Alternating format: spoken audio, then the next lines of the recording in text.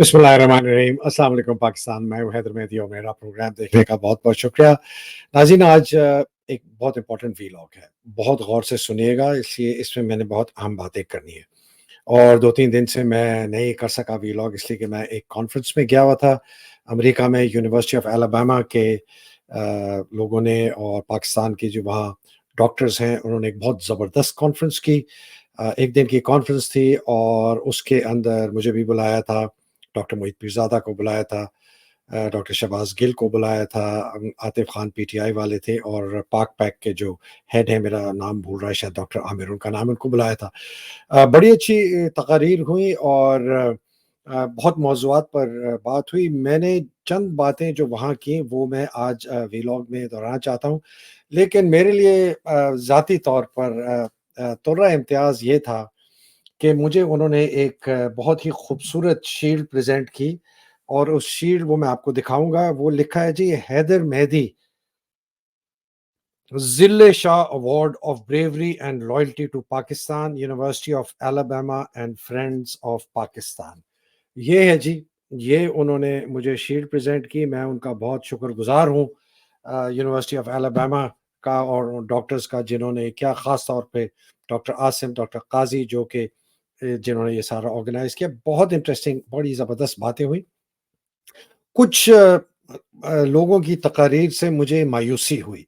शायद मैं बगैर नाम लिए उनका ज़िक्र ज़रूर करूँगा, लेकिन इन सारी चीज़ों से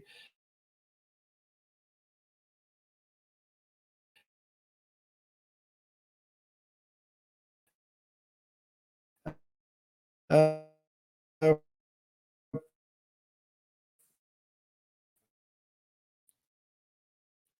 कुछ पता चल रहा है कि पाकिस्तान में मसले क्या हैं और ये स्पेशल कोर्ट है, फिर से कहा है कि जी उसको रीअरेस्ट कर लें।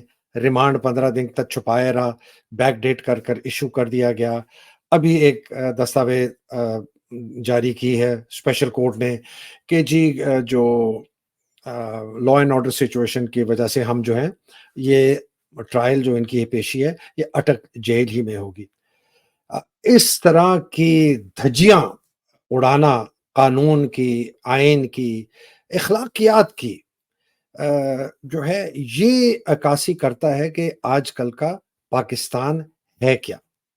और इमरान के साथ जो ये कर रहे हैं, वो सिर्फ़ एक फ़र्द के खिलाफ नहीं कर रहे, वो एक ऐसी सोच के खिलाफ कर रहे हैं, जिस सोच से इनको खौफ़ है।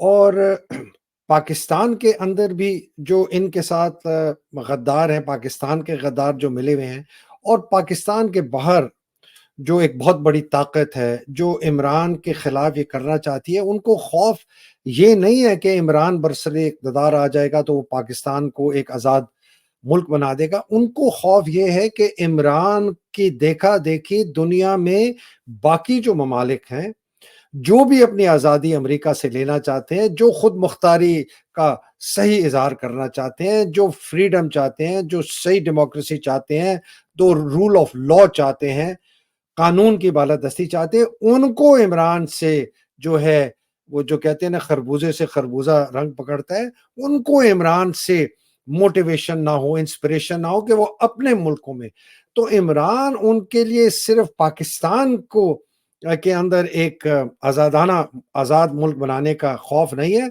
उनको खौफ है कि इससे और बहुत ममालिक में ये बहुत, मैं एक बड़ी सोची-समझी, बड़ी एनालिसिस करके इसलिए बहुत ऐसे मुल्कों से यही आवाज़ आ रही है कि ये बहुत बड़ा लीडर है। ये है जी इमरान के मुतालिक, ये जो अबुल असनाद मोहम्मद ज़ुल्करनैन साहब हैं, ये दूसरे हुमायूं दिलावर बनने जा रहे हैं। पता नहीं इनकी क्या अखलाकियात हैं, इनकी क्या इक़्तिदार हैं, इनकी क्या परवरिश हुई, कैसे माँ-बाप ने इनको परवरिश किया, मुझे नहीं मालूम, लेकिन जिस बिहेवियर का इन्होंने हमें दिखाया है, बहुत ही एक कम ज़र्फ़ और बहुत ही एक नीच सोच और इक़्तिदार और अखलाकियात के आदमी लगते हैं।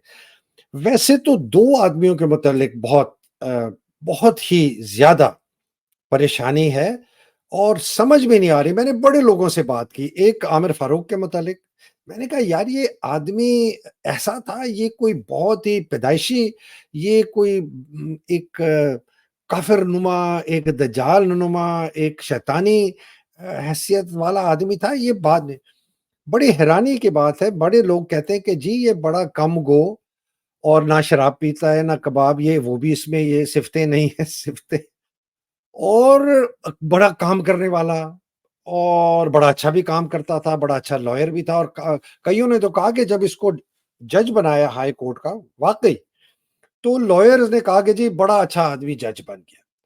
تو کہتے ہیں ہمیں اب بھی تک نہیں سمجھ آئی کہ یہ آدمی پیسے کی وجہ سے بکا ہے، اور پیسے کے ساتھ ساتھ کوئی اس کے اوپر ایسی ان لوگوں کے، انہوں نے اس کی گدر سنگی پکڑی ہوئی ہے، کوئی اس کے خاندان پہ، کوئی اس کی بیٹی کے متعلق، کوئی بیٹے، کوئی بیوی، کوئی اور ایسا، جس کی وجہ سے یہ اس قسم کی حرکتیں کر رہا ہے۔ کہتے ہیں ہم عامر فاروق سے یہ ایکسپیکٹ نہیں کرتے۔ ایک تو یہ بات بڑی انٹرسٹنگ مجھے پتا چلی چند دنوں میں۔ دوسری بات جو مجھے پتا چلی وہ یہ ہے کہ اس آدمی کے ساتھ، عامر فاروق کے ساتھ، اسلام آباد ہائی کورٹ کا کوئی جج اس کے ساتھ بینچ میں بیٹھنے کے لیے تیار نہیں ہے، سوائے طارق جہانگیری کے۔ اور طارق جہانگیری بھی کہا جاتا ہے بڑی مشکل سے، بڑا اس کے اوپر پریشر ڈالا گیا کہ تم یہ 2 ممبر بینچ پہ آؤ، یہ جو توشہ خانہ کی ہیئرنگ ہو رہی تھی، ورنہ وہ بھی تیار نہیں تھا۔ اور طارق جہانگیری کا ماضی ہے، وہ بڑا جب لائر تھا، بڑا ایکٹیوسٹ تھا، وہ بار کورٹ ایسوسی ایشن کا پریزیڈنٹ بھی رہا ہے، تھا وہ نونیوں کے ساتھ، لیکن اس کی ایک اپنی ایک پوزیشن تھی۔ وہ کہتے ہیں کہ جی اس نے اپنے آپ کو اتنا ذلیل کیا ہے جج بننے کے بعد کہ پتہ نہیں وہ کبھی بھی اپنی عزت جو ہے وہ واپس اس کی آئے گی کہ نہیں۔ اسی طرح عامر کی ہے، لیکن مجھے نہیں پتا کہ ان کو اپنی عزت اتنی ضرورت ہے کہ نہیں ہے۔ اب بات ہے جی کہ دوسرا صاحب جو ہے نا جی، عطا بندیال صاحب کے متعلق بھی میں نے بڑا پوچھا کہ یار یہ کیا آدمی ہے، اس کے پاس اتنی طاقت ہے، سپریم کورٹ کا چیف جسٹس ہے، اس نے نہ 14 مئی والا فیصلہ دیا الیکشنز کا، نہ یہ نیب والے پہ فیصلہ دے رہا ہے، نہ یہ پالیسی وہ پروسیجر جو ایکٹ ہے اس پر دے رہا ہے، نہ یہ کچھ ایسی چیزیں ہیں جس کے اوپر یہ بہت، نہ اس نے کوئی ایسا قسم کا سو موٹو لیا جو کہ عمران کے ساتھ اتنی کھلے عام زیادتی، جو عورتوں کے ساتھ زیادتی ہو رہی ہے، جو ابھی عورتوں کے خلاف لاہور ہائی کورٹ نے ایک اور شک دائر کر دی اور ان کو بیل نہیں دی، اتنی بربریت، اتنی بدماشی کہ اس آدمی نے کیوں نہیں کی؟ تو اس پر بھی یہ جواب ملا کہ جی یہ بھی آدمی ہماری سمجھ سے باہر ہے کہ یہ اتنا کمزور کیوں ہو گیا۔ کیا اس کی کوئی بیٹی کے متعلق کوئی ایسی چیز ہے، کوئی خاندان کے متعلق کچھ اور ایسی چیزیں ہیں، کیا اس کے اوپر پریشر ہے، کیا یہ بھی پیسے میں بک گیا ہے؟ یہ بہت بڑا سوالیہ نشان پوری by the way lawyers community میں ابھی بھی ہے۔ میں نے بڑے لوگوں سے بات کی، تیسروں نے بات بتائی کہ جسٹس اعجاز احسن صاحب جو ہیں وہ بھی چپ کر گئے ہیں۔ وہ جو بڑے دلیری سے سوال پوچھتے تھے، کامنٹس کرتے تھے، انہوں نے کرنے کم کر دیے، اور وہ بھی شاید ان کے اوپر بھی بہت پریشر آ گیا اور وہ کمپرومائز۔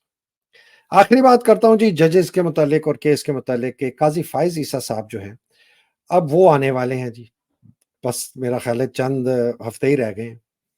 قاضی فائز عیسیٰ کا جیسے عام تاثر ہے، ان کے خاندان والے بھی کہتے ہیں، ان کے بچپن کے دوست بھی کہتے ہیں، جنہوں نے ان کے ساتھ کام کیا ہے وہ بھی کہتے ہیں، جن کے وہ لائر رہے ہیں وہ بھی کہتے ہیں، وہ کہتے ہیں کہ جی یہ بالکل بے پندے کا لوٹا ہے ایک، دوسرا کہتے ہیں ان گائیڈڈ میزائل، اور تیسری جو زیادہ خطرناک بات ہے کہتے ہیں بائی پولر ہے، کمپلیٹلی انپریڈکٹیبل، اور کہتے ہیں کہ جی ان کا کچھ پتہ نہیں یہ کس قسم کا فیصلہ کس کے خلاف کر دیں گے، اور بہت لوگوں کو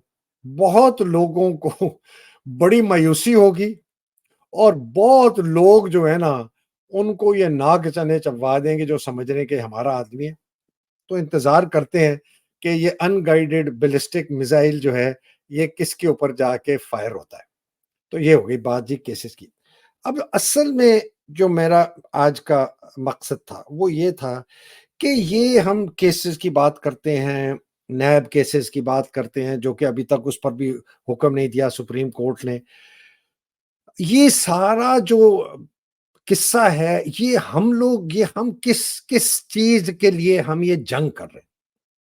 میں نے نا جی چند چیزیں کی ہیں، شاید آپ کو اس میں کچھ روشنی نظر آئے کہ آپ کو پتہ چلے کہ ہم نے لڑنا، ہم کس لیے لڑ رہے ہیں اور کس کے خلاف لڑ رہے ہیں۔ ہماری جنگ جی ذاتی طور پر، انفرادی طور پر اور اجتماعی طور پر ہے۔ کس کے لیے؟ اگر میں سیلفش موٹیو لوں، میری اپنی زندگی کے لیے، میری آزادی کے لیے، میری سلامتی کے لیے، میری صحت کے لیے، میری تعلیم، میرے بچوں کی تعلیم کے لیے، میرے اولاد، میرے سب کے مساوی حقوق کے لیے، پہلی تو یہ بات۔ دوسری، وہ بھی ذات ہے، میری جنگ جو ہے میری اپنی آزادی رائے حق رکھنے کے لیے، دوسری بات ہو گئی۔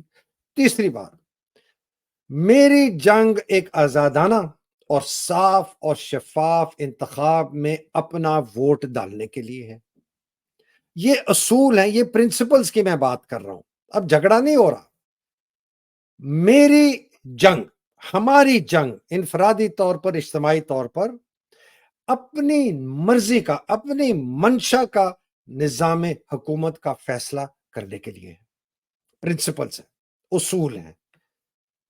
ہماری جنگ انفرادی طور پر، اجتماعی طور پر اپنی مرضی اور اپنی منشا کے مطابق قانون اور آئین بنانے کے لیے ہے۔ اصول، پرنسپل۔ ہماری جنگ انفرادی، اجتماعی اپنی منشا کے مطابق تمام ریاستی ادارے، خواہ وہ پارلیمان ہو، خواہ وہ ایگزیکٹو ہو، خواہ وہ جوڈیشری ہو، اور خاص طور پر فوج، کہ ان کے طور طریقے، ان کے سسٹمز، پالیسیز، پروسیجرز، ان کے حدود اور ان کی جوابداری تعین کرنے کے لیے ہے۔ میں اس مملکت خدا داد کا ایک شہری ہوں، یہ میرا حق ہے۔ میری جنگ ایک ظالم، ایک فاسق، ایک غیر آئینی، ایک غیر قانونی، غیر اخلاقی اور سب سے بڑی بات میری نظر میں ایک غیر اسلامی کفر اور نظام کے، کفر کے نظام کے خلاف ہے۔ یہ میرے لیے سب سے بڑی بات ہے۔ یہ فاسق، یہ ظالم، یہ کفر کا نظام، اس کے خلاف میری جنگ ہے۔ ہماری جنگ ایک انصاف پر مبنی، ایک اخلاقی اور قانونی معاشرہ قائم کرنے کے لیے۔ سر یہ ہے ہماری جنگ۔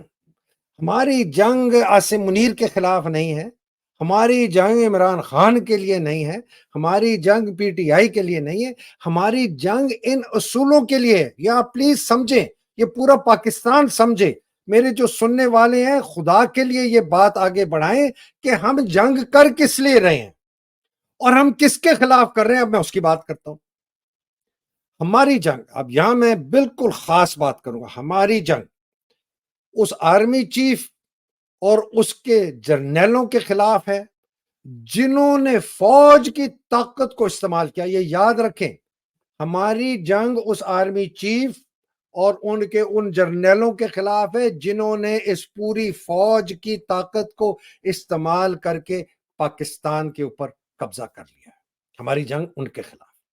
ہماری جنگ اس آرمی چیف اور اس جرنیل کے خلاف ہے جنہوں نے فوج کی طاقت کو استعمال کر کے پاکستانیوں پر، خاص طور پر ہماری خواتین پر، ہمارے بوڑھوں پر، ہمارے بچوں پر بہت ہی بڑے پیمانے پر غیر قانونی، غیر آئینی طور پر اغوا کیا، قید کیا، تشدد کیا، ٹارچر کیا، عورتوں کی بے حرمتی کی، ان کی عزتیں لٹوائیں، ان کو قتل کیا، لوگوں کو، ارشد شریف کو، عمران ریاض کا پتہ نہیں، ذل شاہ، اس کے خلاف، ان کے خلاف ہماری جنگ اس آرمی چیف اور اس جنرل کے خلاف ہے جس نے اس فوج کی طاقت کو استعمال کر کے ایک کرپٹ سیاستدانوں کے ٹولے کو لا کے ہم پر مسلط کر دیا اور ان کے ساتھ مل کر پاکستان کو لوٹا اور تباہ کیا۔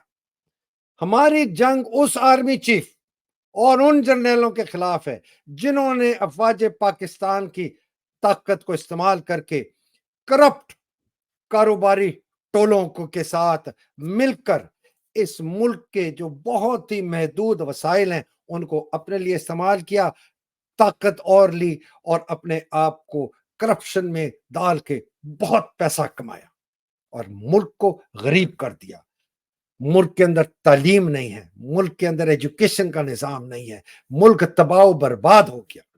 हमारी जंग उस आर्मी चीफ और उन जर्नैलों के खिलाफ है जिन्होंने इस फौज की ताकत को इस्तेमाल करके पाकिस्तान के पूरे इंतजामी, कानूनी, आईनी और पार्लिमानी ढांचे को तबाह बर्बाद कर दिया कि वो पाकिस्तानी अवाम के लिए काम न करे, जैसे कि हमने खास तौर पर पिछले 17 महीनों में देखा। हमारी जंग उस आर्मी चीफ और उनके जर्नैलों के खिलाफ है जिन्होंने पाकिस्तान की फौज की ताकत को इस्तेमाल करके एक गैर आईनी, गैर कानूनी, गैर अखलाकी, गैर इस्लामी इक़दार पर मबनी माशरा कायम करना चाहते।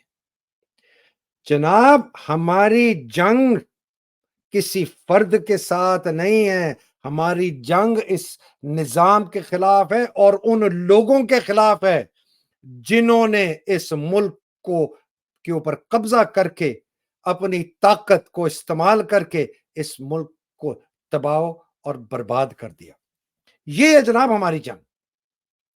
आप मुझे बताएं, मैं पाकिस्तानी फौज के हर अफसर से, हर जेसीओ से, हर एनसीओ से, हर जवान से यह सवाल पूछता हूं कि तुमको इस्तेमाल किया जा रहा है। एक आदमी आसिम मुनीर और उसके साथ 6, 7, 8 जर्नैल खास जो उसके कोर कमांडर हैं और उसका जो डीजीआईएसआई है और उसका जो सीजीएस है, चंद मैं नाम भी आपके सामने ले लेता हूं। शाहिद इम्तियाज उसका 10 कोर कमांडर है, सईद उसका सीजीएस है, नदीम अंजुम उसका आईएसआई का चीफ है, बाबर इफ्तिखार उसका 5 कोर का कमांडर है, मंगला का कोर कमांडर उसके साथ शामिल है, बाकियों का मुझे नहीं पता, आप लोगों को शायद ज्यादा पता हो। ये लोग मिलकर आपको इस्तेमाल कर रहे हैं पाकिस्तान के अंदर एक गैर कानूनी, गैर आईनी, गैर अखलाकी, गैर इस्लामी माशरा कायम करना चाहते हैं। आप इस कुफर में, इस जुल्म में शामिल हैं।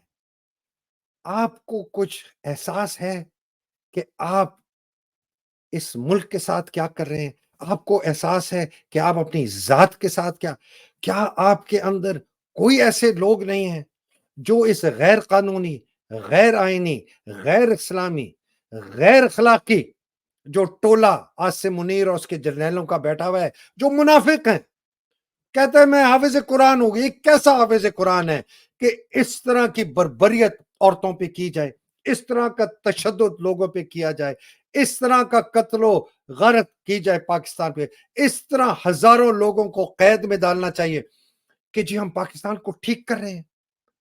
इस किस्म की गलीज, घटिया सियासतदानों को लाके आप पर मुसल्लत कर दिया और कहते हैं पाकिस्तान को ठीक कर रहे हैं। इतनी मरात लेते हैं, 50-60 मिलियन डॉलर की इनके असासे होते हैं जर्नैलों के। कुछ जेसीओ को प्लॉट दे देते हैं, कोई जमीन दे दी, किसी एनसीओ को भी दे दी, खुश हो गए। ये किस किस्म का? मैं जब कहता हूं कि पाकिस्तान की तबाही और बर्बादी का जिम्मेदार पाकिस्तान फौज का आर्मी चीफ है, वो इसलिए कहता हूं, और उसके जर्नैल जिम्मेदार है, वो इसलिए कहता हूं कि इन लोगों ने मिलकर आप लोगों को इस्तेमाल करके, आपके डिसिप्लिन का फायदा उठा के, आपकी यूनिटी ऑफ कमांड का फायदा उठा के, आपकी बेहिस्सी, बेगैरती, बेशर्मी का फायदा उठा के, आप में जो अच्छे लोग हैं वो भी चुप हैं कि प्लॉट है, घर है, नौकरी है, पता नहीं क्या होगा। मुल्क को इन्होंने दांव पे लगा दिया, मुल्क को इन्होंने बेच दिया। आप लोगों में कोई इखलाकी जुर्रत है? किसी में इतनी जुर्रत है? उस कोई फौजी, कोई फौजी अफसर, कोई फौजी जेसीओ एनसीओ जवान, आप लोग अंधे गूंगे बहरे हैं कि आपके ऊपर इतना जुल्म हो रहा है इस मुल्क के साथ, आपकी मां के साथ, और आप जनाब आली, आपके ऊपर कोई असर ही नहीं हो रहा। देखें, मैं आपको आखिरी बात बताता हूं। हर गुनाह की इब्तिदा इमोशन से होती है। इमोशन। اگر ایموشن میں موریلٹی نہیں ہے یا اخلاقیات نہیں ہے تو ہم جانور ہیں. عاصم منیر، اس کے جرنیل اور اس کے ساتھ جو بھی ٹولہ ملا ہوا ہے، بیوروکریسی سے، پولیس سے، عدلیہ میں، کاروباریوں میں، اور باقی لوگ جو ملے ہوئے ہیں، وہ خوف سے اس ملک کو تباہ کر رہے ہیں. اس لیے ان کو پتا ہے کہ اگر دوسرا نظام آئے گا تو ہم تباہ ہو جائیں گے، ہم برباد ہو جائیں گے. ان کا خوف کا ایموشن یہ ہمارے ملک پر ظلم ڈھا رہا ہے، اس لیے کہ اس کے ساتھ اخلاقیات کوئی نہیں. ہمارا اسلام صرف 5 وقت نماز نہیں، روزہ نہیں، زکوٰۃ نہیں، حج نہیں، اور یہ تو 700 ہجری کے بعد کسی نے لا کے ہمارے پر کیا. ہمارا اسلام ساری بات ہی اخلاقیات پر، ساری بات ہی انصاف پر، ساری بات ہی حق پر، ساری بات ہی سچائی پر. اور آپ جو آج ہو رہا ہے، آپ کو یہ حق نظر آ رہا ہے، یہ سچائی نظر آ رہی ہے، یہ اخلاقیات نظر آ رہی ہیں.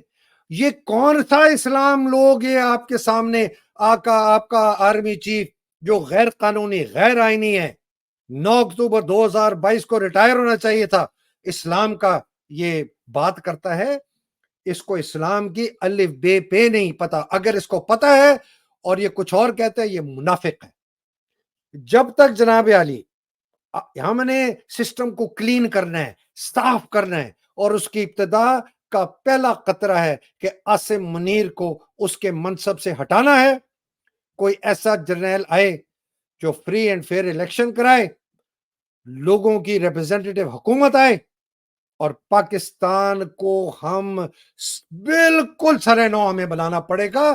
تباہ ہو چکا ہے سسٹم، ہر چیز تباہ ہو چکی ہے. یہ میں کوئی خیالی پلاؤ نہیں کہہ رہا، یہ ہوگا انشاءاللہ. آپ لوگ جرت کریں، افواج پاکستان کے لوگ آپ جرت کریں، پاکستان کی عوام آپ جرت کریں، عدلیہ میں ہمت رکھنے والے لوگ جرت کریں، پولیس میں جرت کریں، بیوروکریسی میں جرت کریں. یہ غیر آئینی، غیر اخلاقی، غیر قانونی، غیر اسلامی اقدار پہ جو نہیں ہوئی ہمارے پر مسلط ہوا ہے، اس کو اٹھا کے پھینکیں کہ فیئر اینڈ فری الیکشن ہو. اب تک کے لیے مجھے اجازت دیجیے. اللہ سبحانہ تعالیٰ آپ سب کو اپنے حفظ و امان میں رکھے، پاکستان کو اپنے حفظ و امان میں رکھے، حقیقی آزادی کی جنگ لڑنے والوں کو حفظ و امان میں رکھے، اور جو ہمارے اوورسیز پاکستانی سے جو زبردست جد و جہد کر رہے ہیں ان کو بھی اپنے حفظ و امان میں رکھے. جو وہاں تقاریر ہوئی ہیں وہ میں اگلے ویلاگ میں بتاؤں گا، لمبا ہو جائے گا ورنہ. اور جو بیچارے شہید ہوئے ہیں، ذل شاہ جن کا ایوارڈ مجھے ملا ہے، یہ دیکھیں جی، ماشاءاللہ، اللہ ان کو جنت نصیب کرے، درجات بلند کرے ارشد شریف کو.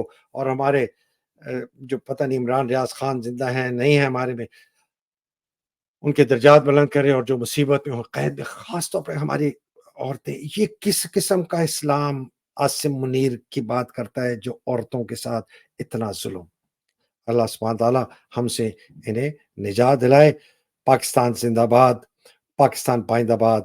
الہی آمین. السلام علیکم، خدا حافظ. اگلی نشست میں ملاقات ہو.